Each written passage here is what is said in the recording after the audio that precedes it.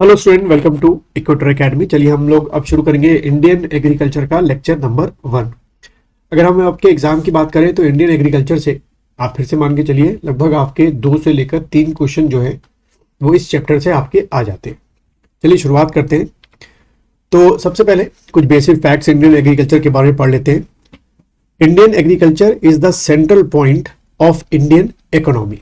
ठीक है, Indian economy जो है हमारी आज भी किसके परफॉर्मेंस पर बेस्ड मानी जाती है? इंडियन एग्रीकल्चर के परफॉर्मेंस पे बेस्ड मानी जाती है। अगर प्रोडक्शन अच्छा होता है तो इंडियन इकोनॉमी जो है वो बूम अप करती है। अगर जो प्रोडक्शन है वो अगर खराब होता है हमारी एग्रीकल्चर का तो इंडियन जो हमारी इकोनॉमी है वो स्लो डाउन कर जाती है। Indian agriculture consider as a primary activity in India, क्योंकि क्या माना जाता है आज भी लगभग 65 to 75% जो हमारी पॉपुलेशन है वो किस चीज में इन्वॉल्व है? आपके एग्रीकल्चर एक्टिविटी में इन्वॉल्व है। इसीलिए इसे क्या माना जाता है बच्चों? प्राइमरी एक्टिविटी माना जाता है। Agriculture is a Latin word, ये एक लैटिन वर्ड है। ठीक है, अब बात करते हैं किसकी। हमारे यहाँ जो एग्रीकल्चर के अंदर टाइप ऑफ क्रॉप्स जो आपकी सोइंग की जाती है उसके बारे में करते हैं बात। ये भी आपका एक क्वेश्चन यहां से एमसीक्यू के लिए बन जाता है। पहली है आपकी खरीफ क्रॉप, दूसरी आपकी रावी क्रॉप और ज़याद क्रॉप। ठीक है, खरीफ क्रॉप का टाइम जो आपको याद रखना है वो है आपका मॉनसून टाइम, यानी कि जुलाई से लेकर अक्टूबर तक जो है वो खरीफ क्रॉप का टाइम होता है। इसको लिखते जाओ, खरीफ क्रॉप का टाइम पीरियड क्या होता है, क्योंकि ये बहुत बार एग्जाम में पूछा गया है। इसका टाइम पीरियड क्या हो गया? जुलाई टू अक्टूबर हो गया। और राबी क्रॉप का टाइम जो है वो आपका हमारे यहाँ अक्टूबर से लेकर फरवरी के बीच में आपका होता है। और ज़याद क्रॉप का जो है मार्च और जून के बीच में आपका होता है। तो अगला क्वेश्चन जो आपसे एमसीक्यू पूछते हैं कि खरीफ क्रॉप के एग्जाम्पल क्या क्या है, कौन कौन सी क्रॉप जो है खरीफ के अंदर रखी गई है। And which crop has been put in the rabi crop and which crop has been put in the zaid crop. तो खरीफ क्रॉप क्या आप देख रहे हैं, जैसे कि राइस, मेज, ज्वार, बाजरा, सोयाबीन, कॉटन, ग्राउंडनट, जूट, उड़द दाल, मूंग दाल और तूर दाल। तो इसको, ये बहुत इंपॉर्टेंट चीज है। अक्सर आपके अगर हम स्टेट लेवल के पीसीएस की बात करें उसमें आ जाता है, और अगर हम यूपीएससी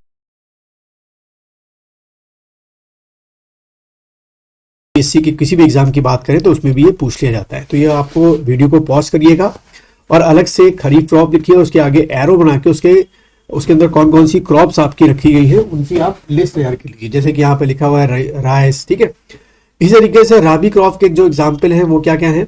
वीट, बार्ले, ग्राम, पियास या पीस और मस्टर्ड। ये सब किसके एग्जाम्पल हो गए? रावी क्रॉप के आपके एग्जाम्पल हो गए।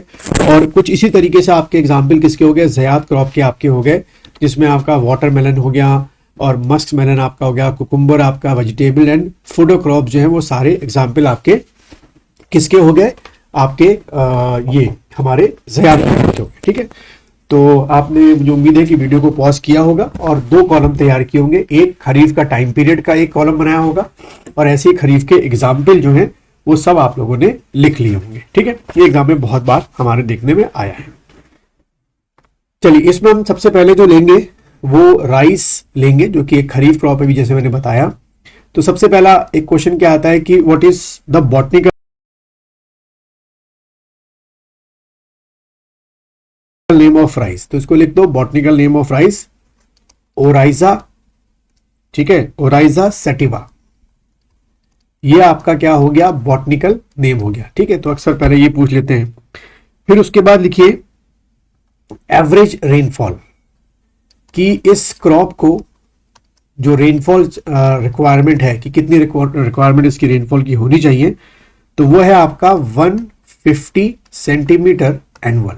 ठीक है, एनुअल रेनफॉल जो आपकी होनी चाहिए वो आपकी कम से कम 150 सेंटीमीटर होनी चाहिए, वरना ये क्रॉप इतना फ्लरिश नहीं करेगी। ठीक है, फिर उसके बाद अगला जो क्वेश्चन आता है कि जो इसका मीन टेम्परेचर होता है वो कितना होना चाहिए राइस का। तो अगली छोटी सी हेडिंग डाल दो, लिख दो मीन टेम्परेचर और उसके आगे एरो बना के लिख दो, यही आपको टिक करके करने को आएगा। 24 डिग्री सेल्सियस इसका मीन टेम्परेचर होना चाहिए, तभी ये क्रॉप क्या करती है आपकी? फ्लरिश करती है आपकी। ठीक है, और उसके बाद लिखिए नेक्स्ट आपका इसमें रिक्वायर्ड व्हाट, अगला पॉइंट बना कर दो, इसका कैरेक्टर है required large amount of labour, required large amount of labour आपको याद रखना है, क्योंकि एग्जाम में कई बार आता है कि इसमें लेबर की रिक्वायरमेंट होती है। हाँ होती है, क्योंकि इसमें बहुत बड़े बड़े फील्ड्स में जो है लेबर आपके काम करते हैं, तो मैकेनिकल फार्मिंग ना होकर हमारे यहाँ लेबर फार्मिंग इसमें ज़्यादा प्रिफर की जाती है। और इसी वजह से आप ये भी ध्यान रखिए कि इसमें जो आपके क्या है कंजम्पशन ऑफ लेबर है वो ज़्यादा है, जो कि हमारी एक तरीके के लिए जॉब प्रोवाइडिंग जो अपॉर्चुनिटीज़ हैं इसमें क्या होती हैं आपकी ज़्यादा आपकी होती है। ठीक है, ये आपको ध्यान में रखना है। उसके बाद अगला जो पॉइंट है वो लिखिएगा आपका क्या, कल्टीवेशन। तो थ्री तरीके से कल्टीवेशन होती है। देयर आर 3 वेज, अगर हेडिंग डाल दो कल्टीवेशन, उसमें लिखो there are 3 ways of cultivation. 3 तरीके हैं कल्टीवेशन के। पहला आपका लिखो ब्रॉडकास्टिंग, ठीक है, BROD, ब्रॉड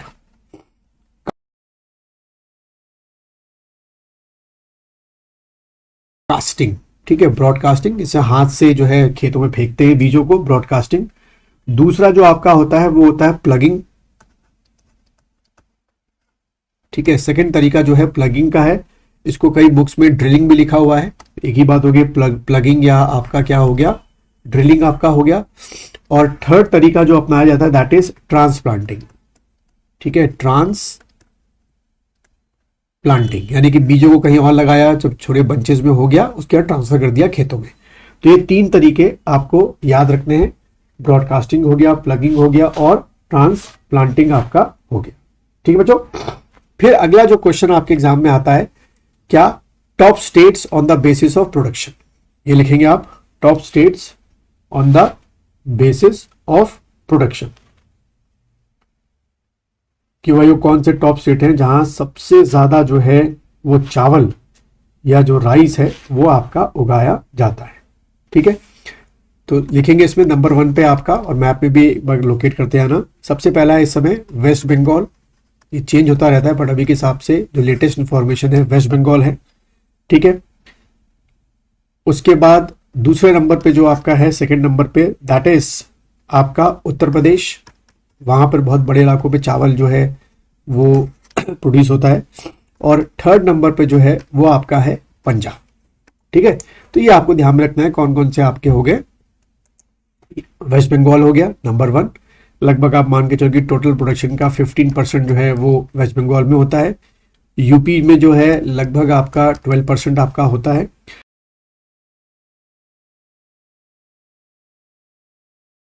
और पंजाब में जो है वो आपका 10% होता है। अब इन केस अगर वेस्ट बंगाल के अंदर भी पूछ ले कौन कौन से आपके रीजन्स हैं जहां पे मेन राइस ही ग्रो किया जाता है, तो आप लिख सकते हैं पहला आपका हो गया बीरभूम। ठीक है, ये नाम आ सकता है कि भाई बीरभूम किस लिए फेमस हो गया, राइस प्रोडक्शन के लिए हो गया। उसके बाद बर्धमान, ये आपका राइस प्रोडक्शन के लिए हो गया।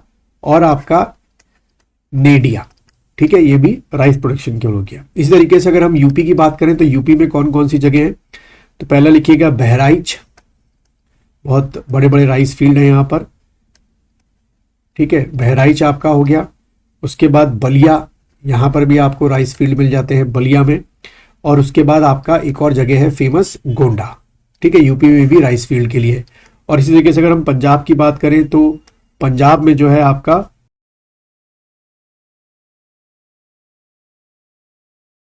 गुरदासपुर हो गया। ठीक है, गुरदासपुर। और उसी तरीके से आपका फिर दूसरा जालंधर आपका हो गया, यहाँ पे भी राइस फील्ड्स काफी बड़ी बड़ी हैं, जालंधर। और फिर उसके बाद आपका लुधियाना आपका हो गया। ठीक है, तो इतनी इंफॉर्मेशन आपको राइस के बारे में जो है वो अपनी अपडेट रखनी है। यही से आपके काफी क्वेश्चन जो है वो बच्चों आपके बन जाते हैं।